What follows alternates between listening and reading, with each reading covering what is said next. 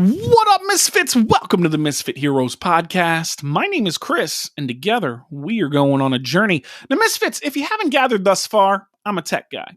If you're the type of person who just uses technology for the convenience like most people do, that's great.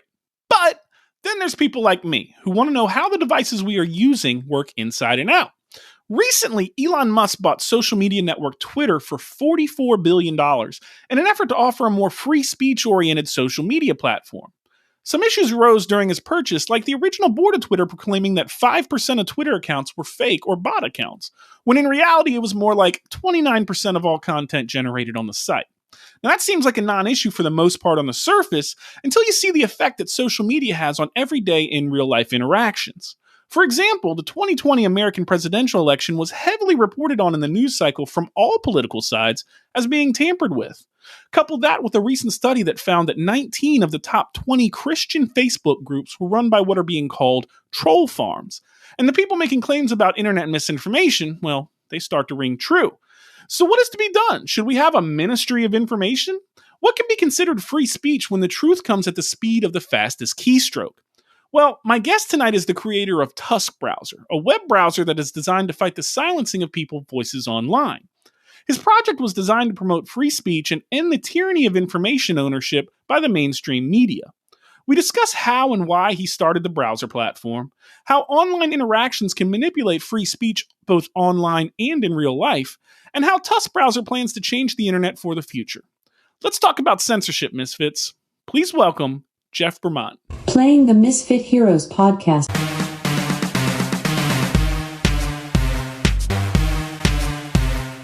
All right, Jeff, welcome to the Misfit Heroes podcast. I love talking to tech guys because other people just don't understand me. I don't know what it's about. I'm excited to be here. When you get into the tech talk 10 years ago, I couldn't even turn on my computer. So I'm not sure how many things I'll be able to answer for you. Yeah, for sure, man. Well, I know all of this stuff. I could sit here and talk tech with you for hours, but there's a lot of people that probably don't know a whole lot about tech. So before we talk about your product that you've created, which I think is amazing, the Tusk Browser, I think it's definitely something that people need to know about, and it solves a problem that people are definitely having on the internet. Before we get into all that tech stuff, let's explain a little bit about what these products are. Can you just real briefly explain what the difference between browsers, social media, and search engines are, in your opinion, and basically what you guys do in relation to that? As we know about social media, you're talking about Twitter, you're talking about Facebook, you're talking about Truth Social. There's a number of them out there. Right, and that's where you can have a dialogue with somebody. You can get on, and you guys can go back and forth, or you can talk about a subject, and people can weigh in. So that's the social media side. That's not something that we do, and not something that I don't see it in my future to be going that direction. I think there's enough of them out there. There's also a number of search engines out there, and there is a difference between, for your listeners that don't know the difference between a search engine and a browser. There's a big difference. The browser, as you know, Chris, is the thing that will take you to that site. So you do a search. Let's say I'm searching for dogs, and you do the search, and you then find a site that you want to go to. And when you click on that site, the browser is what takes you to that site. And so there's a search and there's a browser. So an example would be there's Chrome and there's Google. Google's the search engine, Chrome is the browser. If you're on Brave now has a search engine. They actually, I think they were originally with MSN for their search. I think they're building something now, and they have a browser. And so you have those two different functioning things. So when you build a browser, you don't necessarily build a search engine. And if you build a search engine, you don't necessarily have a browser. Yeah. Well, we were talking a little bit before the podcast got started about search engines and browsers, and kind of what you were just talking about how, it seems like in order to be somewhat in control of what people are viewing or how people are viewing things. If you're creating a browser, you kind of need to create a search engine as well. And I definitely want to get into that with you as well a little bit later in the episode. But let's talk about you. Let's introduce people to you a little bit. So, from what I understand, you've been in the web browser game for about 10 years now, it sounds like. And, what made you want to create the Tusk browser in particular? Let's do a little backup. This is unusual. I am, I would say, a man that has a pretty elastic mind, because I went from real estate development to tech, and that's just like, it's like water and oil or something. It just doesn't mix. Most of these things that I do is to help people or to focus in on something that people need. So my real estate career, interestingly enough, I started, basically my first job was with Bob Selleck, Tom Selleck's dad. He hired me in his office at Coldwell Banker years ago, and I did that for a number of years. And then from the real estate, I built about 2 million square feet of office space, did really well with that. But when we decided to get into tech, I built a couple of browsers. We'll maybe get into touching on those. None of them were really successful, and there were a myriad of reasons as I was learning the business, but I stayed at it. And about a year ago, I started realizing that the censorship that was going on the web was, best word I could use, obnoxious and rude. And people were becoming rude on Twitter and shadow banning people and ghosting people. And I thought, well, this isn't, I think, how the internet should be. And so I decided, well, I could do something for people who are being censored. And that was when I came up with the product Tusk, which is the browser that, it's supposed to be a free speech browser, but really right now it's catering to conservatives. And the reason for that is because they're the ones that are being censored. And I think there should be a freedom of speech. I don't mind people coming on and having liberal points of view and reading our liberal stuff. And maybe even I made it very easy for you to change directions of the browser so that you could see more of the liberal stuff. But you can go on almost any browser and see that. The question is, where are you going to find the conservative news aggregated, easy to find links that are easy to get to?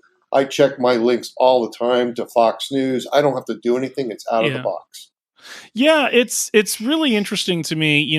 I agree with your point that a lot of the viewpoints that are being censored nowadays are from a conservative angle. And it's kind of interesting, the majority of these tech companies that are creating browsers, creating social media sites, creating search engines, they're all based in, for the most part, the western part of the United States as their headquarters. The political viewpoints that they have tend to be left leaning. Now, for someone that, me, myself, I'm not super into politics. I used to be, and I try and I don't know. I try and be relevant to it. I try and keep abreast of issues and topics and things like that, but I don't dive into it. But I notice when it comes to politics, everything is just, you're either this or you're that. There's very few people that are, right in the middle and just trying to make their own opinion. So for somebody that is trying to make their own opinion and find news, I swear, if there were a product like a news site that just gave the news, just the news, no opinion, no editorial, it would be the biggest site on the face of the planet. Why can't we find that? Yeah, no, it's the world has changed, and even when I was growing up, I didn't realize there was even liberal spin going on back then. It was much more hidden, if you want to say that. But what's happened, particularly in the United States, and I think it's worldwide to a certain extent, is there are these two camps that are kind of arising, and I'm very concerned that the one side that says, "Oh, you're the fascists," they're the ones that are censoring people, and you kind of have to stop and wonder. And I have a lot of conservative friends, and they're like, "Say what you want." But the other side is the one that's saying, I don't want you to say that, or I think that's hurtful. I have some friends that are liberals, and they're always saying, oh, that would be hurtful. And kind of I go back to the adage, sticks and stones will break my bones, but names are not going to harm me. And I don't quite get it. And so I just decided, I spent my own money doing this. I didn't go raise capital. We're not going to go have to raise capital because the next step is really a serious one. I mean, the browser was serious enough to build, but I really want to build a search engine, and we can get into that a little more Yeah. why.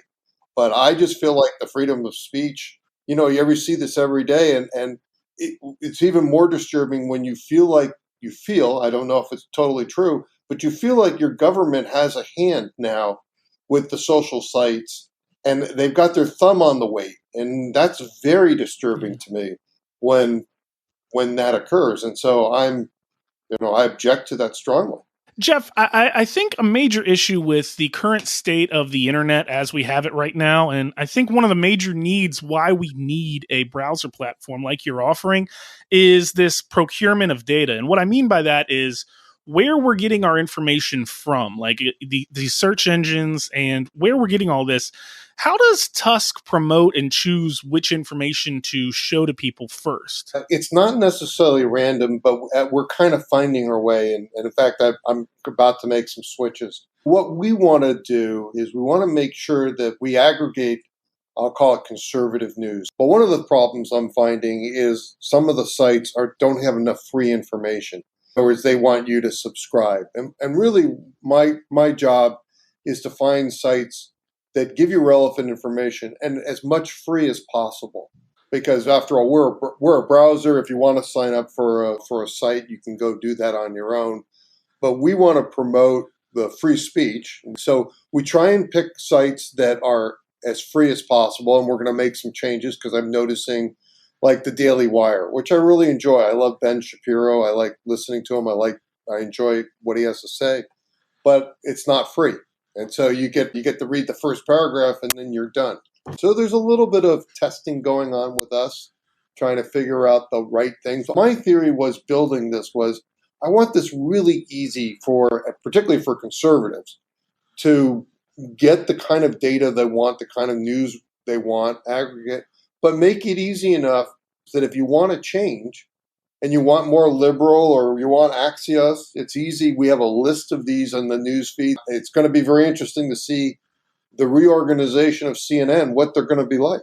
I think that there is a missing link there somewhere, between what they are talking about and what people actually need to know. I mean, there's, like I said before, there's just there isn't like a news source that's just the news. It's always somebody's spin on it. We were talking a little bit earlier about conservative voices being silenced, and it does seem to sort of happen pretty frequently on many of these social media platforms. The problem that I have found when I've used platforms in the past, like I just wanted to check stuff out back a couple months ago when people were sort of getting silenced on media. I tried out Parler. I tried out Truth Social. I even tried out Gab. Now, Gab is supposed to be completely free speech. Like, it's the Wild West. There's supposed to be nobody on there, which there can be really offensive stuff and there can be really non-offensive stuff. It's all over the place. But my issue with them is that when I went to these sites, some of these sites were just promoting conservative ideals, which are great and all, but what do you think can be done to sort of create a middle ground? So in our case, it's easy enough for us to do. And if we really want to do this, it would be taking 50%, I'll say, from the liberal side and 50% from the conservative side, and maybe a couple of them, if you can find them in between. Rankings are really interesting in that you might get a ranking of a fairly conservative website, but a fairly liberal spin on something. So it's a little bit tricky to do.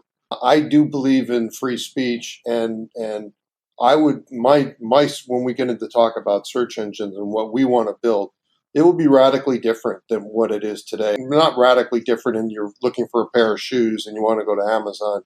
There'd be nothing different about that. But ranking of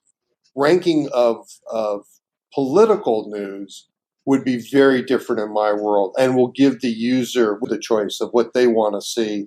And hopefully they want to see middle of the road. But the biggest problem I see, Chris, is they're becoming a very wide diverse. One of my friends was saying, what happened to the Reagan years when everybody, we had different sides, but it was still calm, and we just argued about stuff.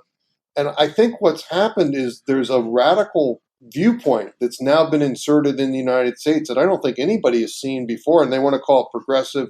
It's maybe too progressive for many Americans, and many Americans don't want to change their American life and don't like CTR taught in school. They don't want their children to talking about sex at the age of 6 or 5 years old. And I think that's what the big fight is over. And it's becoming more polarized as some people say, I just think that's fine. And there are other people say, no, that's an issue that you want to teach at home. So I don't see it coming together any better. I don't see us coming together anytime soon. I saw just a poll the other day said, well, 40% of this country, expect a civil war. And I think that's crazy. Yeah. But I can see that when you're calling people fascists or semi-fascists, I don't have a lot of room for that. That's just unnecessary. The divisiveness really is just over the top nowadays. And I think a lot of that is, when you're talking about politics, there's always these extreme sides. Everybody's either far right or they're progressive. Like there's all these little camps that you get into. And, in the past, a lot of those things, even if they were an issue, they weren't necessarily as divisive or just extreme as they are, it seems, in recent years. One of the things that I was looking at was a law that was actually found in 1996. It's called Section 230, and it was very early internet, obviously way before social media and all this. But what it does is it protects websites from being held liable for the content that their users post. The idea being that if I go on to, say, Twitter, for example, I don't work for Twitter, so whatever my opinion is and whatever I have to say on Twitter is not Twitter's opinion, and they don't have to put any disclaimers up or anything like that. But it also gives them a little bit of leeway for them to, they'll have their own terms of service. This is what you can and can't do on Twitter. And there's become this sort of thing where when we're talking about people being silenced on social media, that law sort of gets propped up from legal departments right away. Oh, well, we have the right to do this. We're a private organization. We can ban anyone or make whatever they say not show up to people and shadow ban them. Do you think there's an ethics issue when it comes to these big tech organizations where they're silencing people? It's a loaded question. It's a long one, right? Yeah, it's a tough one because, you want freedom of speech, but just like one of my friends was pointing out to me, country clubs for years discriminated not only blacks but Jews and whites and all the rest of the stuff, and they were allowed to do that. The only thing is pressure changed them. I would point to somebody like Musk, who would come along and decide, and of course I don't think the deal is going to go through, but decide he's going to buy this and make it free. The silence seems to me is ruining one of the great things about America, which is free speech. And so when you go to a restaurant, it's a little different. But when you're on the airwaves like this, hiding behind the 230 rule and kicking people off and shadow banning them, I don't like it. Yeah. Yeah, I agree. I think it's something that is always going to be used in an organization's best interest. So it's like they're going to play that card when they need to, and then when they're not, it's going to, sort of go by the wayside. There's not this flat sort of everybody gets treated equally. And I mean, I think that leads to a lot of the problems that we have with what is going on right now with the censorship. But let me throw this in. I agree and I disagree. Here's the reason I say that. So Twitter would do a lot better as a business if they let all of us conservatives, and I lump myself, I'm a moderate conservative, but they let us all back on, right? And they were seeing a lot of people coming back on when everybody thought that Musk was going to buy it. And then they decided, when Musk decided, well, we haven't for sure know what Musk's going to do, but let's say he's not going to buy it. They're going back to their old policies. And they've stated they're going back to their old policies of shadow banning you and men banning you.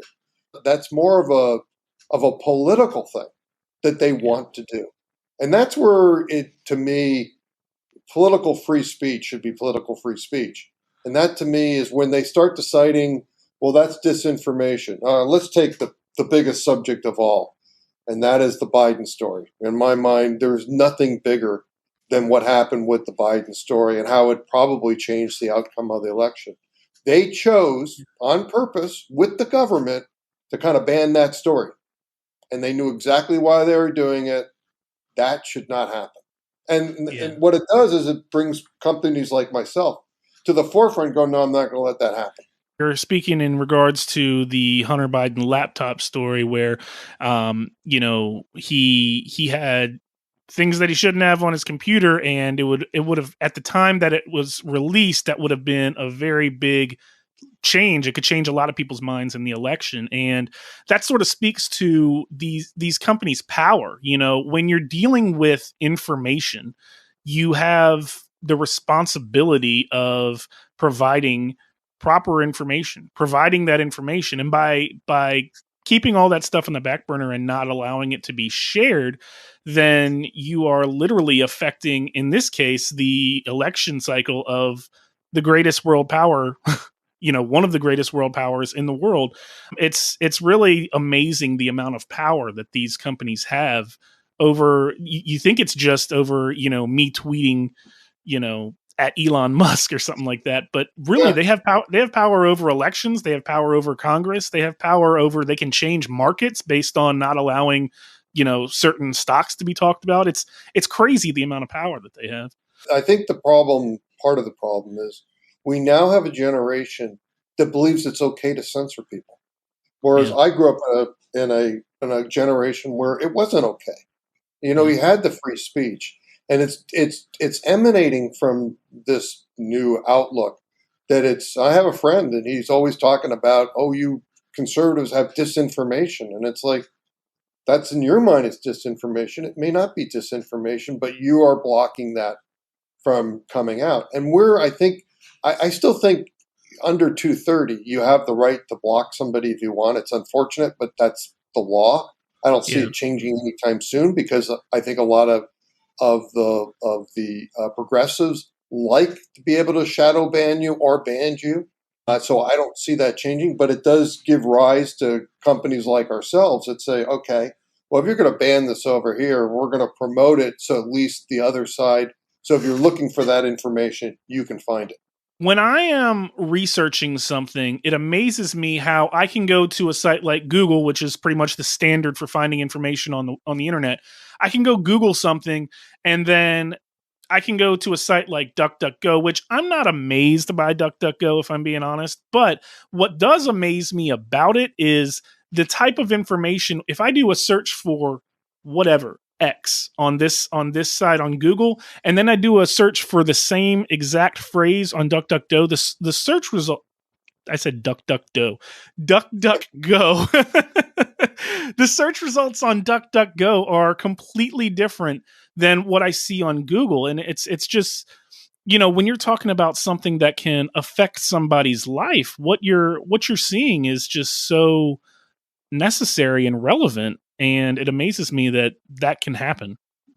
Yeah, and let me say something about, I don't know enough about the inner workings of DuckDuckGo, but I can tell you that if they're connecting to MSN, which I believe they are, all your IP address is going to someone. Otherwise, they're not getting paid for their advertising, the search.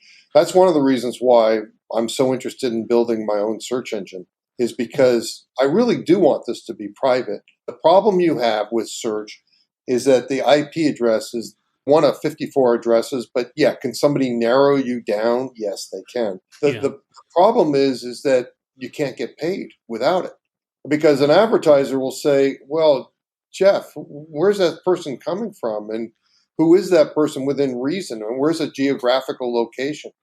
And we ran Cocoon, which I think was a great product. It was a browser that hid your IP address. It drove people absolutely nuts because they couldn't figure out who you were, and it was free. The problem was we couldn't figure out how to get paid. And then that brings up the VPN issue, which is, okay, I'm going to have to charge my customers because you can't run something for free forever.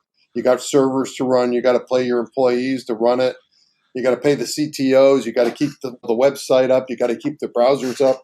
I think on the most part, people cannot be afraid their information is going to be used against them. I rarely see that. It does happen, but it's usually not by the advertisers. They're not looking to harm you, and so they're looking to sell to you. Since you brought that up, let's talk about, because this isn't your first browser offering. Tell me about this Cocoon product, because from what I understand, it was essentially designed to pay you for other companies seeing your data. Is that right? There's a couple Cocoons. So the original Cocoon browser that we built, I was a marvelous product because it was truly private and secure. And what we did in that browser, that was my first entree into the browsing world, was we stored all of your data in the cloud. And what was great about that is you could see out, you could see all the advertisers that wanted to see you, but they couldn't see who you were. And that meant your history was in the cloud. So if somebody walked in on your computer, and unless you had that browser open and unlocked, no one could see your history. It was stored in the cloud, only brute force. So if you made your password 1234, somebody could probably, obviously brute force that. But if you did something that had 12 or 14 characters to it and was a saying or whatever, it was a great product. That was the first product that we built. And then we decided, since we couldn't make money off that, I came up with the idea, so you can blame me. Hey, what about people being paid for their data? Now, that to me was very interesting because I feel like the web is ripping us off. They're getting all this information for free. Well, the free is meaning you're not free, you're the product. That's what we like to say in that industry, you're the product. And so I felt, and this is for people, that they should get paid for their data. The unfortunate part is Google make $100 off of you in a year. Well, think about that. So that's less than $10 a month. That's not very interesting to most people to make, $6, $8, $9 a month off of their data. And maybe it's worth a little bit more if you combine everything, all the social stuff. And everybody has tried experimenting with it. And I don't think it's been very successful. I prefer giving people more privacy than. So it's not in my mind, some people don't mind selling their data and making $6, $8, $10, and I'm happy for them. And once again, it's a freedom of choice situation. So we have that product where we haven't been pushing it. We've been really focusing on Tusk, which to me is really deliberate. And I want it out there because I want to affect the next election, not politically pushing one side or the other, but allowing people to see both sides of the story, or at least seeing the conservative side, so you don't end up with the Biden thing happening again, where it's pushed under, so no one can see it. I think it affected the election. What's more horrifying to me was the government being involved. What the heck is the FBI doing involved in deciding, and the 52 quote unquote intelligence officers that said this was disinformation? It's really amazing to me that our data is this like sort of commodity that we've given. I mean, our economy seems that it used to be based off of oil. Now it seems like it's based off of selling everyone's information right off the bat. I mean, it's the highest performing industry that I can think of right now. It doesn't sound like a lot of money, but when you have 2 billion people and you're collecting, let's say, an average of $60 or $70 a year off of that data, that's a lot of money. That's where Google, I have Google, as a full disclosure, I have Google as one of my tenants. They're building a product here in Santa Barbara, and they have the land in one of our buildings. And we've leased to them, and they're just a behemoth, monstrous. I'm not saying bad or good, although I don't agree with their political thing. I think they should be much more down the middle, which you're not seeing. Yeah. Just do a January 6th search and see how many conservative sites come up on that. These tech companies, like I said, they're definitely left leaning, and I mean they have sort of an impact that your average person definitely doesn't have. Why do that? This is what I don't understand about them. Is why do they need to push the liberal viewpoint? That's where I come down. It's different. I'm only pushing the conservative point of view because it's being dragged under. Otherwise, I'd be like, well, let's see what all sides have to say. And I don't know if there's anything that you could find that is just down the middle any longer. Well, one of You the know? things that I definitely was sort of blown away by is the former CEO of Twitter, Jack Dorsey. He's on record saying that he initially wanted sort of two versions of Twitter. So they had this curated version that they have now, and he wanted sort of a Wild West version of Twitter that anything goes, basically. Which of those do you think would be a better option? What's your opinion on that? Well, I would always be for anything goes. I think this kind of censorship that's going on is bad for our country. I'd rather have everybody fighting. I mean, if you're just fighting verbally, I don't mean go out in the streets and fight, but verbally, have your discussions and fight over it. I'm okay with that. I'm not okay with the censorship that goes on, but that's what brings to light companies like myself and Parler and these other companies that say, okay, well, we're going to have to show the other side because you guys don't want to. I would tell you right now, there's no reason for me to be in business and doing this if the other side, if Google would show 50-50 and they would Mm. show the liberal side and the conservative side, but they don't want to do that. Same with MSN, same with Yahoo. All the big providers lean to the left, and they have a philosophy, which is unfortunate in my mind, that they're going to push the left agenda. I'm a big fan of decentralization. There's a lot of platforms and websites out there now that are they're leaning much more heavily on decentralization and technologies like blockchain technology, where basically everything is verified. Everything is permanent and it stays in one place. And the reason that I think that is important is because of sites like Twitter, where when Elon Musk just offered to buy Twitter, his main thing was to find out how much of Twitter was a bot or a fake person, not a real account, anything like that. And they said 5%. And they asked, well, how did you find out about that? And they're like, well, we randomly searched for 100 accounts and we found 5 accounts. And that's like, they have like 385 million Twitter accounts or something like that last time I checked. How do you think these sort of browser platforms like yours, I know you said that you're focused on free speech. Is blockchain or is decentralization, is that something that you guys are sort of interested in with Tusk for the future? I think the biggest problem we have with it is that blockchain tends to be slow, Yeah. and the problem is people want information right away. I mean, if it takes you 3 or 4 seconds, I have a couple of search engines. It take 2 or 3 seconds and I'm like, that's too slow. And the problem is, as you know, in decentralized, is it may go to a server in Australia before it gets back to you. And if Yeah. it's decentralized and goes to a server in Australia and then one to Singapore, the time will feel like forever for that search to come up. The jury's out if you could build this decentralized I'll say in geographic locations that make sense, Yeah. like in the United States itself, and you don't feel that lag.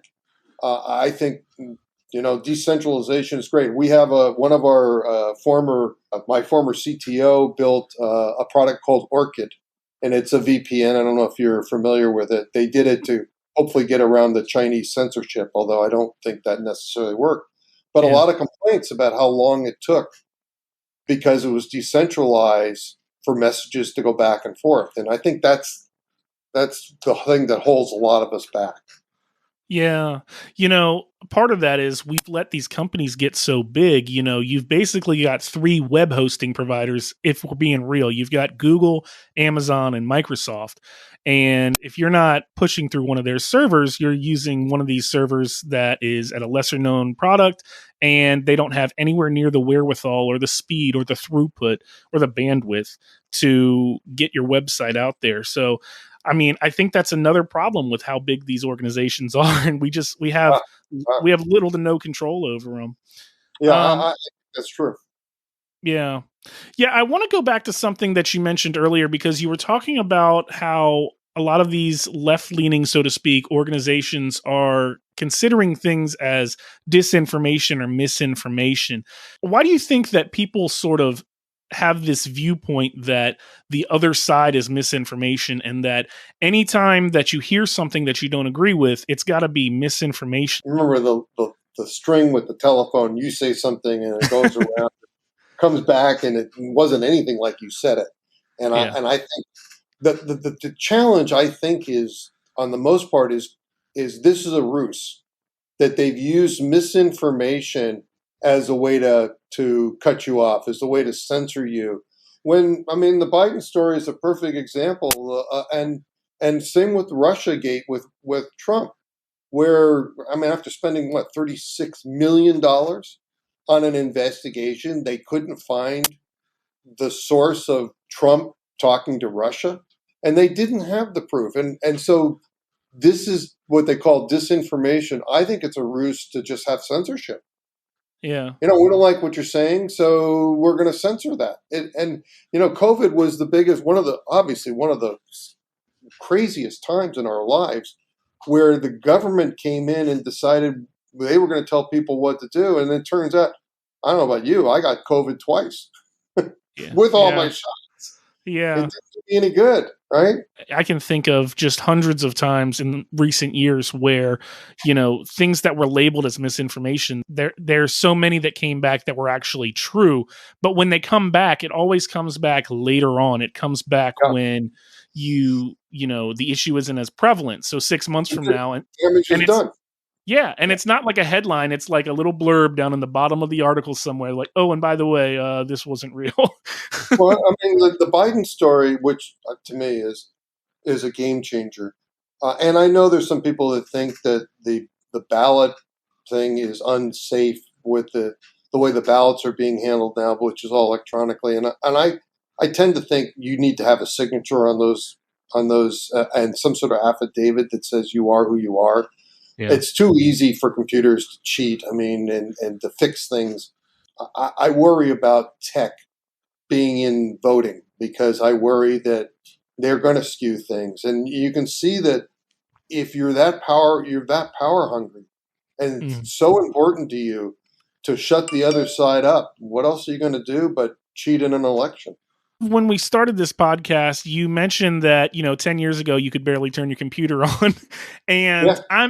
I'm a tech guy myself, and I find that it's very interesting that so many people in the tech world, not a lot of people understand this, but I got into tech pretty much for the same reason. I knew all this stuff from information technology and training and things like that, but I didn't get into tech to make the next software or anything like that. I got into tech really just because I wanted to help people. I wanted to solve a problem for someone that someone else had. And I think there's so many people that are in that field because of that.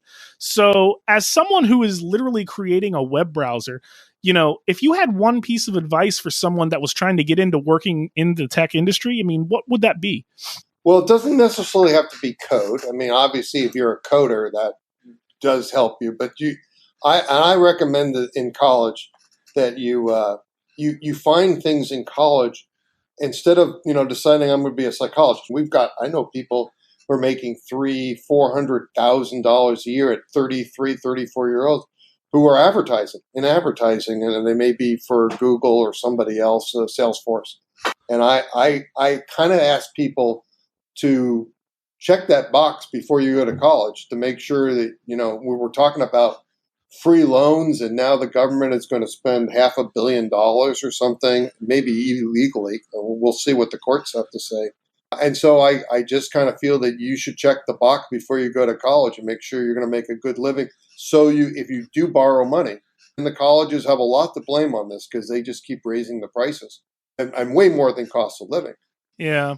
Well, I mean, for those that are listening and they are interested in that, one of the things that I've recognized recently, going to school, so to speak, for tech, while I obviously see the value in it, most of your entry level jobs, from what I understand nowadays, are all available in free courses from Google themselves or from Coursera, sites like this, where, you can learn so much free because of the internet. I think that's one of the beautiful things about the internet, and a wealth of knowledge is just available now where we didn't have that 20 years ago, 30 years ago. So you had to be that sort of computer nerd. All you do all day is some type of tech stuff.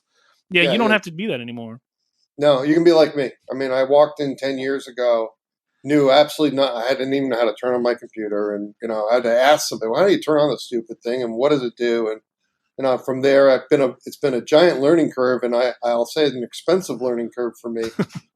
But I've enjoyed it, and I continue to enjoy it. And now, for me, I'm on a new mission. I'm old enough to not worry about my next meal.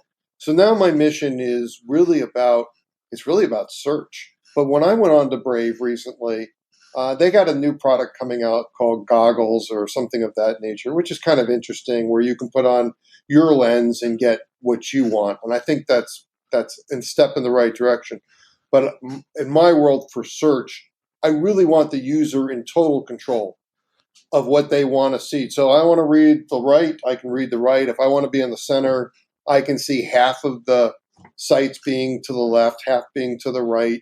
If I want to be all left, you can do that too.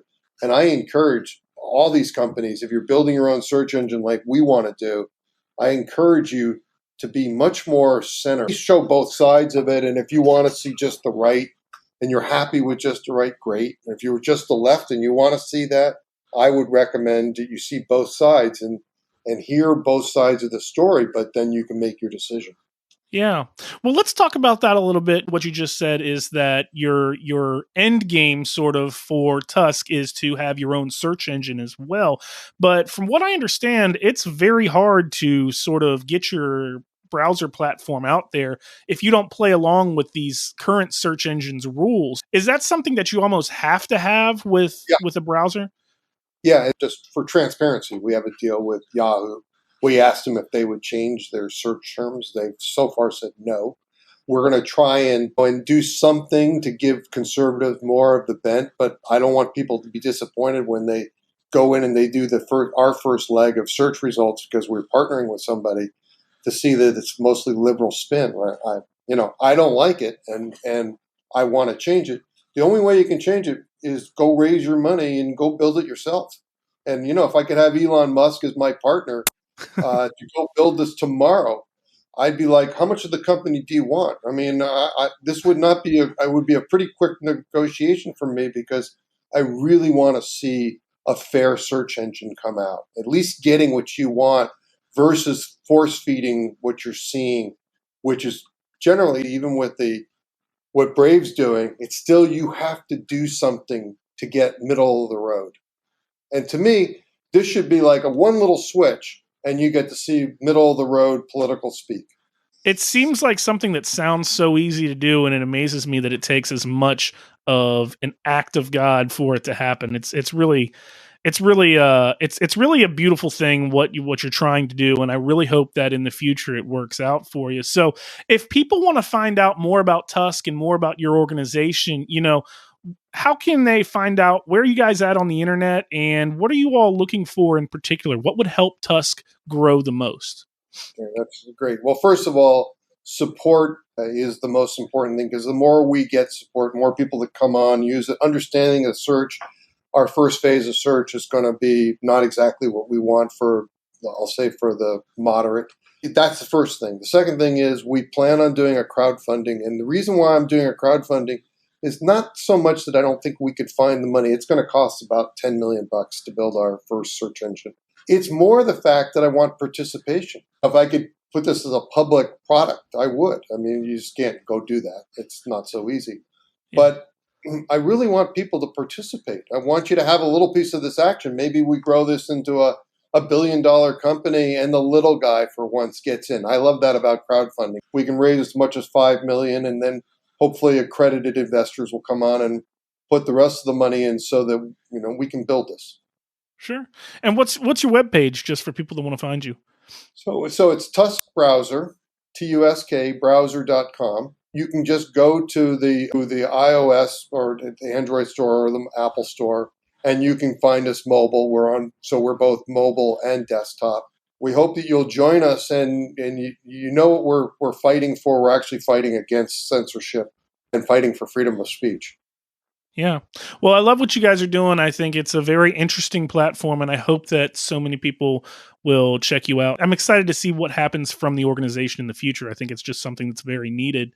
And I'm excited to get the chance to talk to you and talk to your users and people listening to you, and hopefully they'll see why we're doing it. And isn't so much, yes, it is to get the conservative word out, but it's more important for freedom of speech. We're getting down towards the end of the episode, and at the end of the episode, I ask all my guests the same question, and it's one question in two parts. So that is, what was the last goal that you completed, and what is the next goal that you want to set for yourself? Oh, you made this so easy for me. The first goal, which we have done, I mean, we need to improve it. It's a work of art. So the Tusk Browser was my wish last year, and it took us a year to build it, and a lot of money. And so that's my wish, which came through, and now it's a reality. The future is the search engine. I am very focused in on getting a fair search engine that's not going to block people, that's not going to censor you.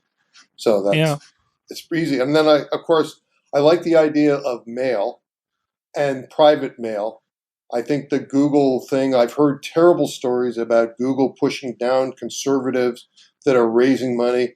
I can't think anything worse. I just can't think this is how our country is going, that people interfering with other people's lives like this. I'm looking forward to seeing what happens with Tusk Browser in the future. I think it's a step in the right direction for sure. And, I hope that you're able to make a change. You got one more behind you. So I hope everything. It was great to talk to you. Definitely. Well, it was good talking to you as well. I appreciate your time. I know you're a very busy guy, so I'm going to go ahead and wrap this guy up. But Misfits, all the information for Tusk Browser and to find out about Jeff is down in the show notes below, so be sure to check that out. It's a free download, and I think it's something that you should at least look into a little bit to secure your identity on the internet and make a different change in the way that web browsing is in the future. So thanks again, Jeff, for coming on. I really appreciate your time. Me too. Chris, it's great to be on. I hope I get to talk to you about a search engine in the next year. All right. Well, to come back and say, well, I've just done my next thing. What's next? And that might be mail or something else. A VPN is definitely in the works for me because I definitely like privacy. So I think we have all the makings of a great browser and hopefully a great search engine. Awesome. Well, let's make it happen. I hope to see you again within a year or so. Let's see what happens next year. Well, Misfits, we did it. That's our episode. I want to thank you so much for listening, and thanks again to our sponsors. If you want to support any of the sponsors of this podcast, there are affiliate links on the sponsors tab of our website over at www.misfit-heroes.com.